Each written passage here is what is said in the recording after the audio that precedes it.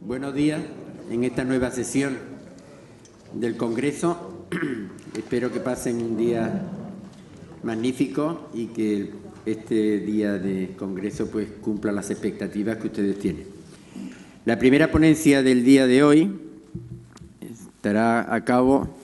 de don Antonio Collante de Terán, que hablará sobre la Fiscalía Extraordinaria en el Concejo de Jerez de la Frontera en el siglo XV. Don Antonio Collante de Terán es doctor en Filosofía y Letras, sección de Historia General, profesor titular de Historia Medieval en la Universidad de Sevilla, académico de número de la Real Academia Sevillana de Buenas Letras, durante unos años archivero municipal en el Ayuntamiento de Sevilla, miembro del Grupo de Investigación UM 214, El Reino de Sevilla en la Baja Edad Media, en la Universidad de Sevilla. Miembro del Grupo de Investigación AR 2011, 26218 del MICIM, Fiscalía y Sociedad en la Corona de Castilla al sur del Tajo. La principal actividad del doctor Collante de Terán,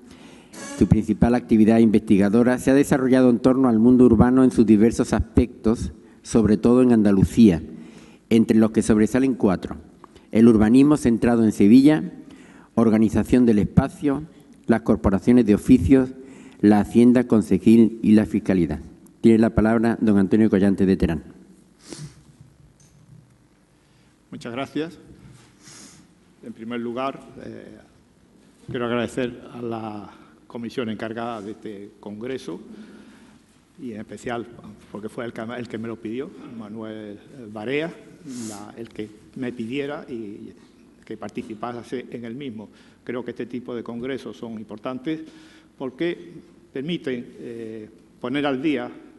incluso avanzar en las investigaciones y en este caso concreto, además, en el caso de este Congreso de Jerez, creo que hay algo que también es importante, que no nos veáis a los que nos dedicamos a la historia como gente rara, que estamos en nuestro mundo y que no queremos comunicar a los demás nuestros trabajos y nuestras investigaciones. Y creo que ese es un problema que tenemos los historiadores porque ese campo que no cubrimos nosotros lo cubren otros, con déficit de formación, de conocimientos, de información, y eso permite que circulen determinados tipos de informaciones que no son válidas. Dicho esto, pues voy a empezar con mi intervención. Desde el siglo XIII, en que se estructuraron las haciendas regias y concejil en la Corona de Castilla, se pudo comprobar que los recursos ordinarios de una y otra fueron, al menos en ocasiones, insuficientes para cubrir sus necesidades en los territorios meridionales de la corona. De ahí que muy pronto comenzaran los monarcas a arbitrar recursos extraordinarios y los concejos a demandar a aquellos autorización para hacer otro tanto. En las centurias posteriores, esta dinámica experimentó una notable aceleración, de forma tal que lo que en principio fueron situaciones o soluciones más o menos esporádicas acabaron convirtiéndose en habituales y casi se podría decir que regulares en el siglo XV. Jerez de la Frontera no escapó a dicho proceso, es más, por su posición estratégica respecto del Reino de Granada, le afectó más que a otras localidades. Por tanto, me voy a centrar en este aspecto de la fiscalidad, es decir, en la cuestión de la fiscalidad extraordinaria, apoyándome sobre todo en la serie de actas capitulares, una de las más completas, como ya ayer decía Manuel,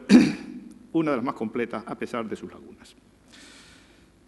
Aunque acabo de afirmar que ambas administraciones se vieron implicadas en la citada dinámica, realmente fueron las demandas de la corona las que con diferencia obligaron a recurrir a los ingresos extraordinarios. Comenzando por la hacienda concejil, hay que señalar que la de Jerez de las Fronteras no se diferenció de las del conjunto de los concejos meridionales. Esto quiere decir que los ingresos ordinarios en el siglo XV prácticamente solo permitían cubrir las quitaciones o salarios de los oficiales y regidores, así como los gastos de gestión. Cualquier otro gasto requería de ingresos extraordinarios, y ello en fechas tan tempranas como el año 1427, a juzgar por la exposición de motivos de una carta de Juan II, en la que se hacía eco de la situación de penuria de las finanzas concejiles, y cito el párrafo de la carta. Está en gran menester de deudas que debe, como muchas cosas que ha de cumplir. Así ordinariamente en los pleitos que ciertos arrendadores de monedas e de servicio, en montago, e de diezmo, e medio diezmo,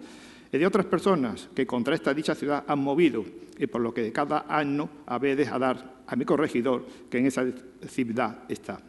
E pagar guardas, e escuchas, e atalayas, de que cada año e de cada día tenedes e ponedes contra los moros enemigos de la fe, por los males e daños que de ellos recibides.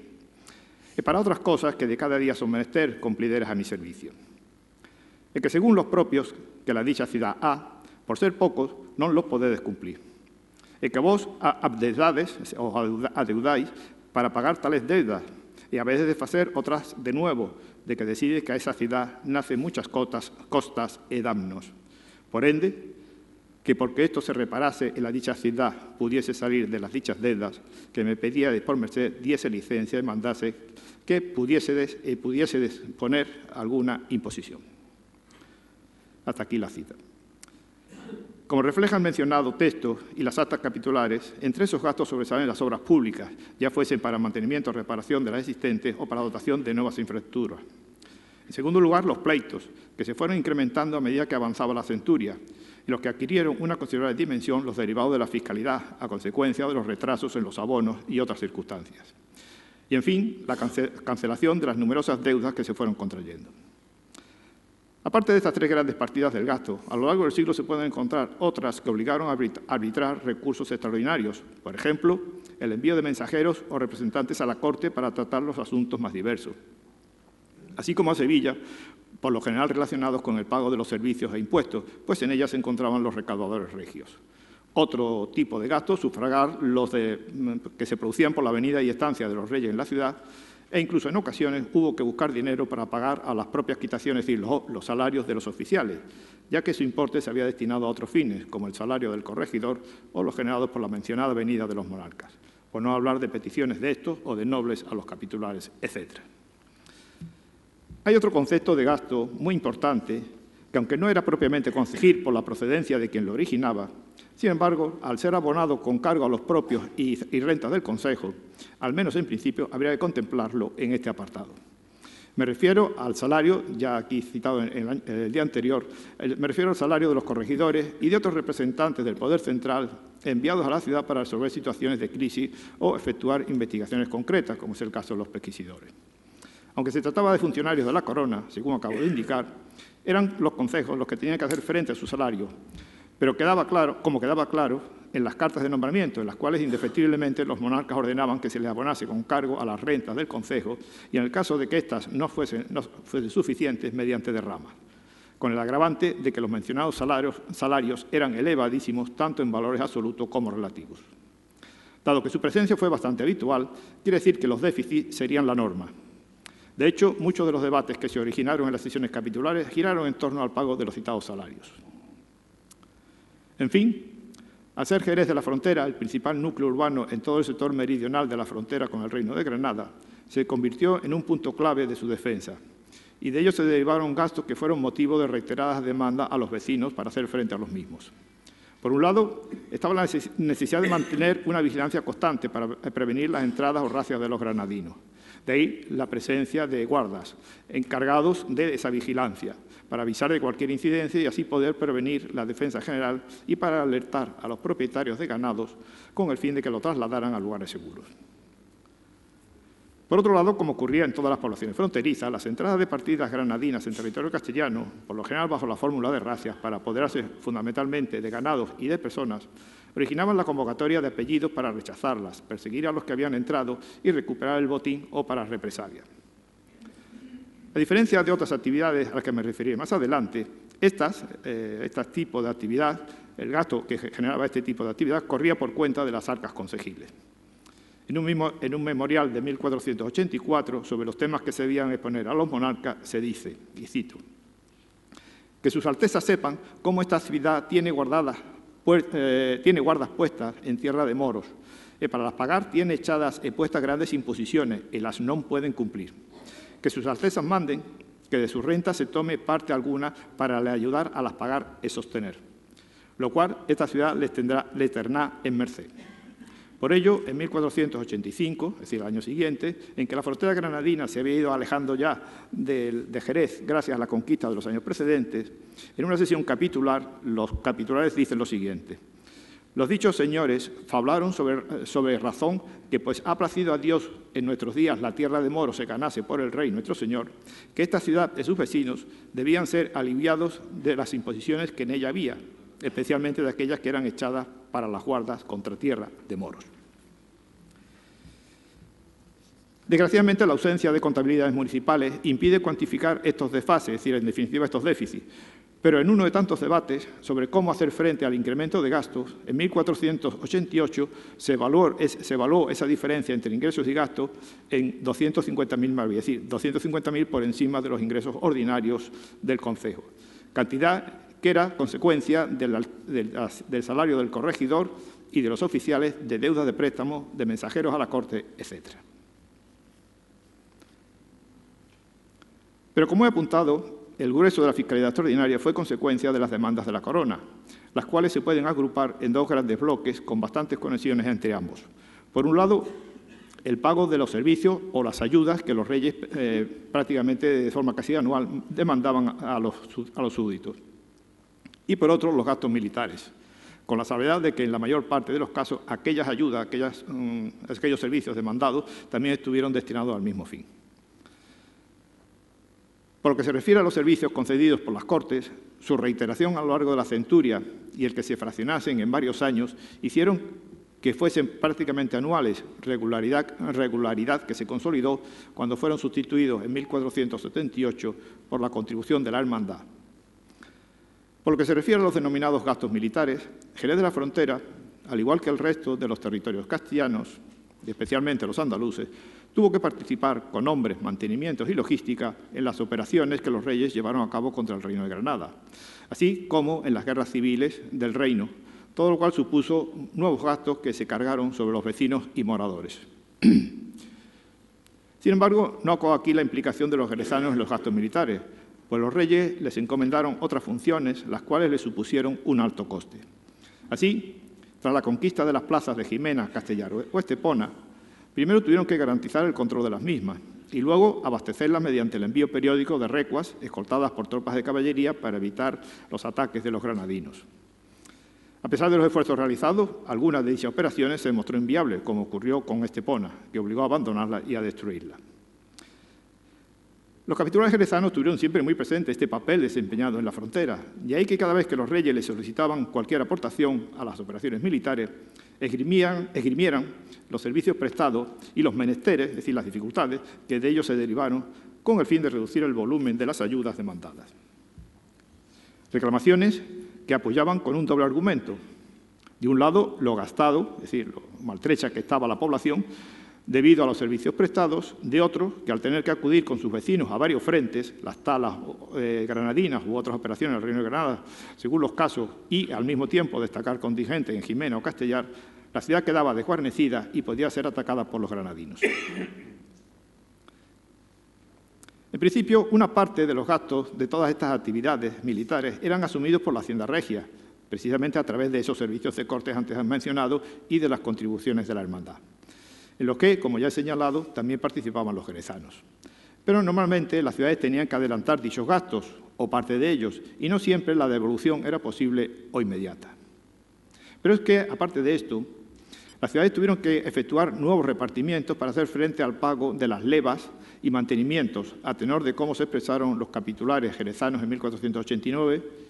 cuando demandaron a los reyes que los francos del Alcázar contribuyesen, y cito, en los repartimientos y servicios de la guerra que se efectuaban cada mes. Aún más, también era normal que aquellos sueldos pagados por la Hacienda Regia fuesen completados con ayudas, la ayuda está entrecomillada porque es la palabra que utilizan los documentos, o suplementos aportados por los vecinos, de forma tal que todo repartimiento de hombres para cualquier operación militar iba acompañado del paralelo reparto del importe de su sueldo o de una parte de los mismos. Ante las mencionadas demandas regias, las respuestas de los capitulares presentan significativas diferencias. Cuando se trata de servicios de corte, las actas conservadas reflejan su acatamiento sin asomo de discusión alguna. Esto no impedía que a posteriori se quejasen a los monarcas por la acumulación de los citados servicios y de otros repartimientos.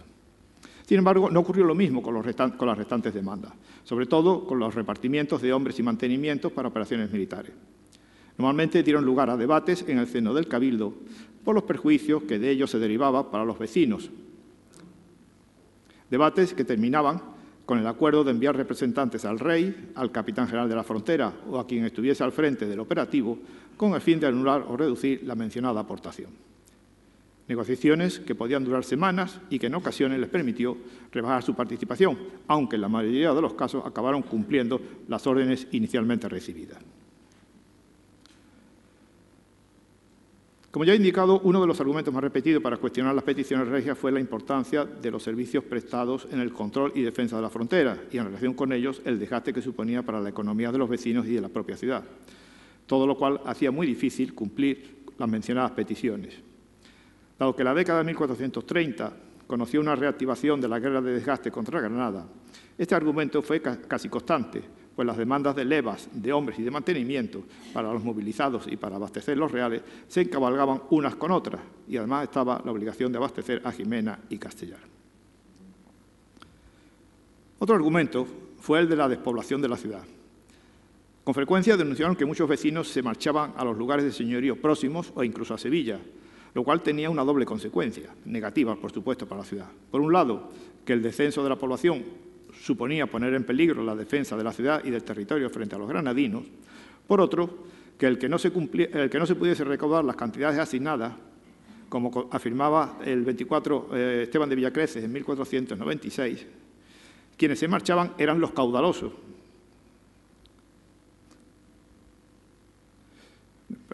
Por otro, el que no se pudiese recaudar las cantidades asignadas, pues como afirmaba el 24 Esteban de Villacreces en 1496, quienes se marchaban eran los caudalosos, es decir, los ricos. Con lo cual, al ser los menos ricos los que se quedaban y no poder hacer frente a dichas cantidades, se perjudicaban las rentas regias y a la ciudad, debido a los problemas que acarreaban los impagos. Aunque en alguna ocasión esta queja o esta denuncia del abandono de la emigración pudiera tratarse de una denuncia tópica, porque además aparece con mucha frecuencia cuando se trata de protestar por los impuestos, no debía de estar alejada de la realidad, como se deduce de las disposiciones tomadas en 1482, las cuales aparecen encabezadas en los siguientes términos. Me refiero a las ordenanzas publicadas por el Concejo. Dice así: ordenanzas de los vecinos que se van de la ciudad para no pechar.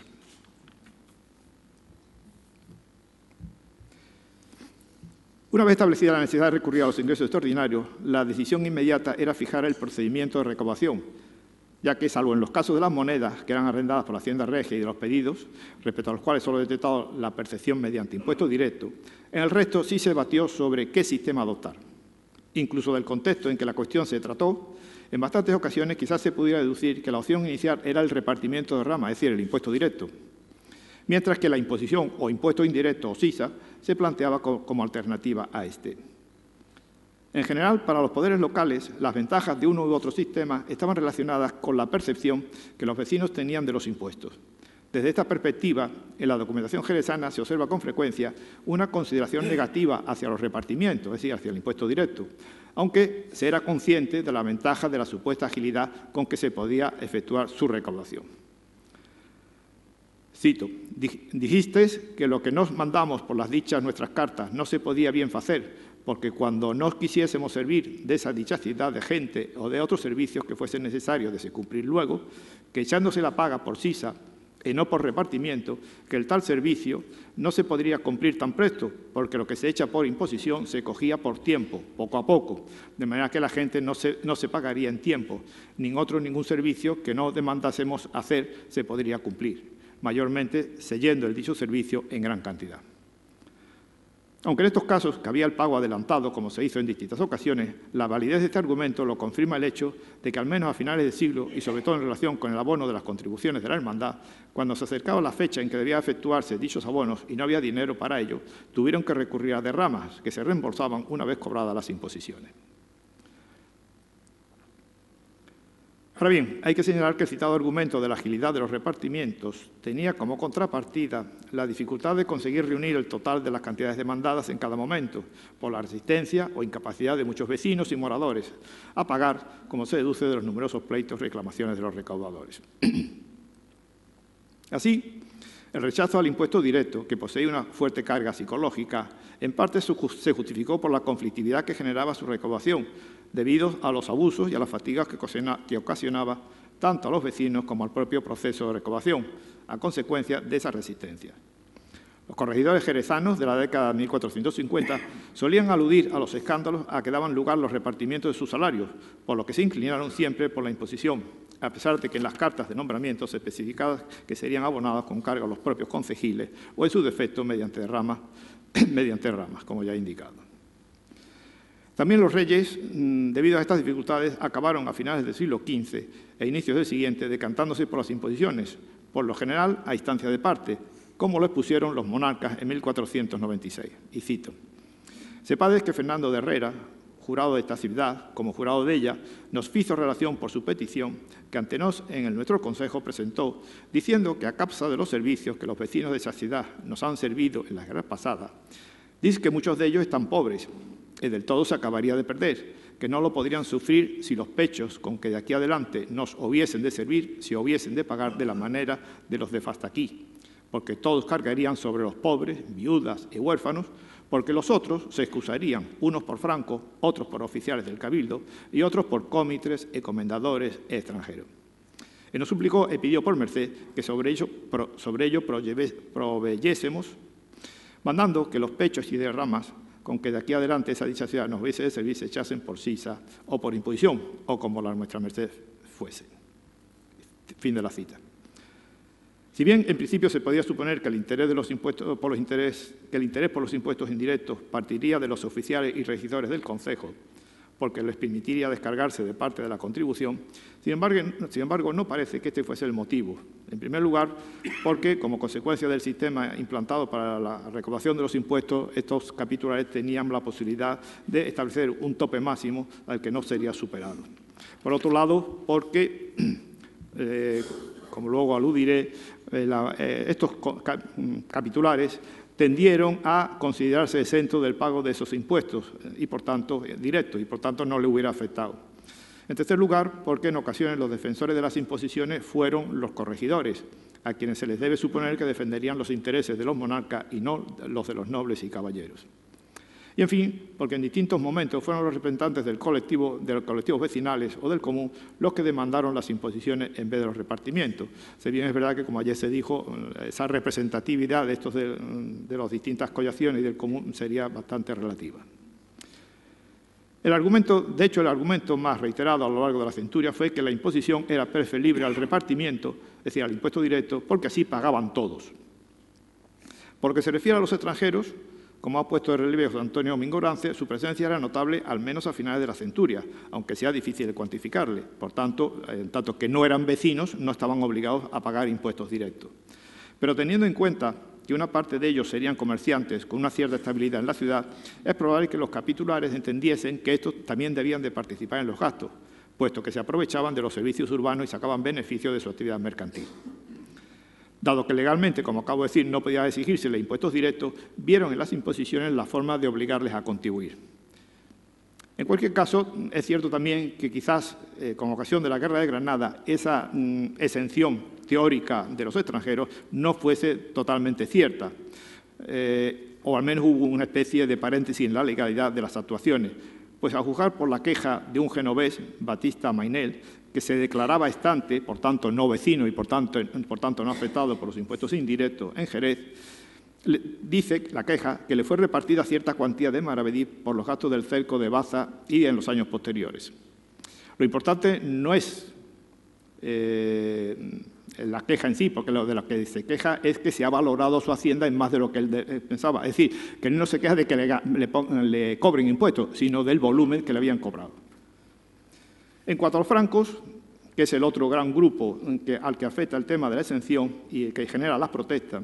en cuanto a los francos, el problema no radicaba tanto en su número como en la calidad de los mismos y en que personas y colectivos, inicialmente pecheros, trataban de imponer su condición de exento. No estamos ante algo específico de esta ciudad, sino en general el conjunto de la corona, como se manifiesta en las actas de corte. Pero obviamente no dejó de ser una cuestión que, aparte de su importancia intrínseca, se podría esgrimir como argumento para solicitar rebajas o para sustituir los impuestos directos por indirectos. El número de francos no fue significativo en general de la frontera. Aparte de los clérigos, los nobles y caballeros solo lo fueron de las monedas y de la moneda forera, pues estuvieron obligados a contribuir en impuestos directos como los pedidos. Por lo que la exención fiscal del impuesto directo e incluso de los indirectos en algunos casos debía beneficiar fundamentalmente a ciertos colectivos inicialmente pecheros, pero privilegiados porque no pagaban, como era el caso de los jurados, los encargados del mantenimiento y defensa del Alcázar, los que trabajaban en la Casa de la Moneda y en las Atarazanas, ambos en Sevilla, algunos cómitres, los fascinadores de instituciones religiosas y hospitalarias. Había otros cuya legalidad estuvo con frecuencia en entredicho, como los paniaguados de caballeros y de instituciones eclesiásticas. Sin embargo, los citados colectivos, con excepción de los clérigos, no gozaron siempre, como he dicho, de su condición de exentos. Según se deduce de algunos debates capitulares, en los casos de repartimiento para operaciones militares estuvieron obligados a contribuir. Esta era la opinión, al menos, de un alcalde mayor que en 1438, en un escrito encabezado con la expresión «cosas que el pueblo decía a los señores alcaldes y alguaciles y regidores que fagan y cumple», decía, y cito, primeramente, que en ejecución de la Carta del Rey nuestro Señor, que mande que todos los vecinos e moradores de esta, sin ninguna condición, pechen e sirvan e contribuyan en todos los pechos e pedidos e derramas e prestidos de cualquier natural o condición que sean, así reales como concejales, así en lo presente, en lo que agora se face, como en lo porvenir. En lo que toca a los dichos señores alcaldes, regidores y jurados, que benignamente, viniendo en la concordia, suplicaran de concordia a la alteza de nuestro Señor el Rey, que a su merced determine cómo la su señoría pluguiere y mandare. La mencionada obligación, es decir, la mencionada obligación de que todos, exentos, no exentos, francos y no francos, pagasen, se generalizó a finales del siglo XV, al sustituirse los servicios de corte por la contribución de la hermandad, así como en las operaciones contra Granada. Pero también se observa un incremento de las reclamaciones de los francos y de los hidalgos. Esto quizás porque la sustitución mencionada les permitía reclamar sus privilegios fiscales. En ambos casos, los comportamientos de los jerezanos son coincidentes con los que se encuentran en las restantes ciudades andaluzas, así como las respuestas de los monarcas, que fueron negativas de forma reiterada. En una sesión capitular del 8 de mayo de 1483, un 24 exponía lo siguiente. Cito, que él, estando en la corte del rey y reina de nuestros señores, vido un debate que tenían en consejo los de Córdoba sobre ciertos francos que se eximían de no contribuir en las cosas de la guerra. El que le fue respuesto por el doctor Talavera, de parte del consejo, que no curasen de ninguna cosa de francos en los casos de la guerra, que donde el rey nuestro señor iba en persona, que ninguno no tenía razón de se eximir de las cosas de la guerra. Es que asimismo el dicho doctor dijo al dicho Nuño Fernández, que es el 24 que habla, que si en esta ciudad había aquello, él dijo que había francos del Alcázar, que el dicho don Beltrán le dijo que no curasen de ningún franco en los casos de la guerra. Es que esto había dicho en presencia del corregidor Juan de Robles, estando hablando en este cabildo sobre este debate. Si el número de francos era reducido y además ya venían descontados en las cantidades asignadas a la ciudad, ¿a qué se debían las quejas? En primer lugar, porque personas que no tenían dicha condición de francos se hacían pasar por tales. Y en segundo lugar, porque personas no idóneas conseguían introducirse en los colectivos reconocidos legalmente como francos. En una contestación a una demanda del Consejo en 1483, el monarca recogía la posición de los capitulares en relación con los abusos. Cito. Muchos vecinos de la dicha ciudad y sus arrabales se defienden y excusan de servir y pagar y contribuir en las cosas tocantes a la guerra de los moros enemigos de nuestra Santa Fe Católica, según que los otros vecinos de la dicha ciudad sirven y pagan y contribuyen, diciendo que son francos, así por el alcázar de esa dicha ciudad como por vacinadores que dice que tienen, no sirviendo ni siendo hábiles para lo servir, y por virtud de la cual se eximen del dicho servicio de contribución, que por otras vías se forma, a causa de lo cual en la dicha ciudad dice que ha habido algunos debates de diferencia, y que si o tal hubiese de pagar los dichos servicios de contribuciones que para las cosas tocantes a la dicha guerra se face, cargarían todos sobre los más pobres. Y los más ricos, que son los que así dicen ser francos e exentos, por los dichos oficios quedarían sin servir ni contribuir en lo susodicho, de lo que recibirían mucho agravio y daño. Por tanto, el problema más importante a juzgar por las reiteradas denuncias derivaba del hecho de que quienes conseguían la condición poseían unas fortunas elevadas, dado que la normativa regia establecía que solo podían serlo quienes poseían cuantías inferiores y medias a ser los intrusos poseedores de las más altas, además de ser una ilegalidad, la parte del repartimiento que les hubiera correspondido en función de dichas altas cuantías acababa recayendo en el resto de los pecheros. En consecuencia, si era cierta las denuncias de todas estas gente que se introducía en el campo de los pecheros, lógicamente las quiebras, que es lo que en definitiva se producía al final del año económico, las quiebras eran importantes, con lo cual el Concejo se había obligado después a pleitear con los recaudadores para cubrir esos déficits. En este proceso de generalización de esta franquicia hay un tema importante que no es exclusivo de Jerez, y es que los miembros del Cabildo, es decir, los regidores, alcaldes mayores, etcétera, buscaron en todo momento eximirse del pago de estos impuestos directos, a pesar de que los reyes fueron reiteradamente contrarios a dichas disposiciones, pero ellos fueron también contumaces en cuanto a esa situación, es decir, a pesar de las cartas reales, pues seguir intentando eximirse de los impuestos directos. De hecho, a principios del siglo XVI, en una carta de la reina doña Juana, ya se queja ella también de esta situación y dice: edís que las personas de dicho regimiento, de esa dicha ciudad, no han querido ni quieren cumplir las dichas cartas de sobrecartas, antedís que han procurado y tenido formas y maneras para que no se cumplan ni guarden, suplicando en ellas algunas veces, diciendo y alegando que ante necesidad desea hacer presto el servicio que yo mandaba hacer tan presto por la dicha cisa como por el dicho repartimiento, y poniendo a ello otras excusas y dilaciones.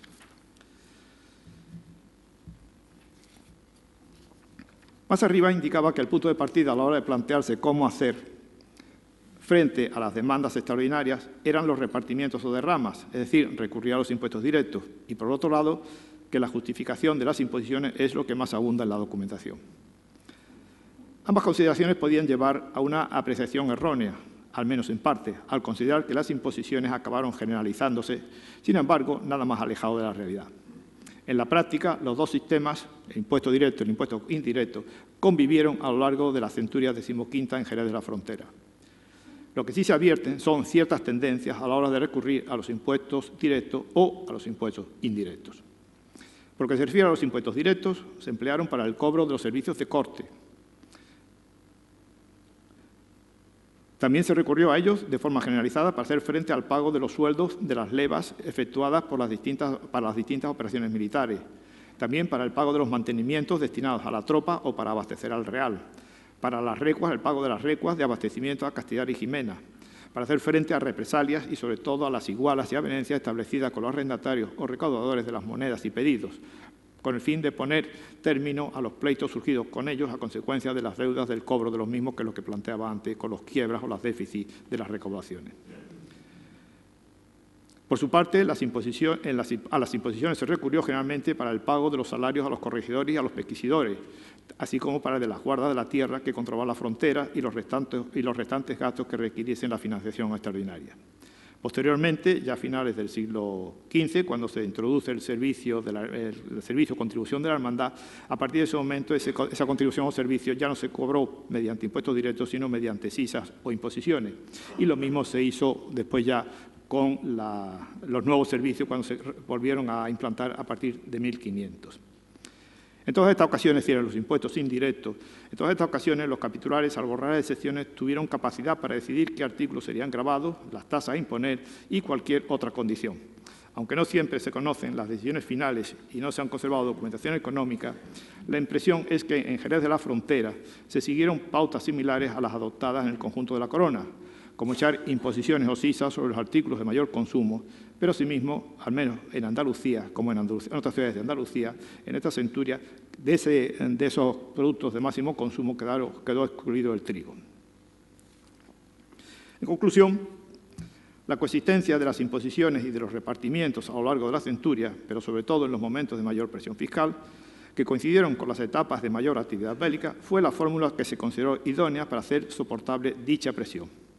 Así, y eso lo refleja muy bien este texto, en 1491 el Concejo solicitó a los reyes autorización para echar una imposición para el pago de ciertos gastos, entre ellos la contribución de la hermandad, y el argumento que emplearon fue el siguiente: que si se hubiese de pagar por derrama o contribución, es decir, por impuesto directo, la dicha ciudad recibiría mucho agravio y daño,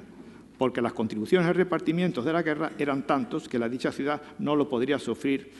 haber de pagar la dicha contribución por derrama ni por repartimiento. Es decir, en el momento en que se va a pagar, se tiene que pagar la contribución de la hermandad, al mismo tiempo se estaba recaudando por impuestos directos el pago de estas levas, de estos mantenimientos de los vecinos de Jerez para hacer frente a las operaciones militares de Granada. Y, por tanto, para descargar, veían que la fórmula mejor era no seguir con el impuesto directo, sino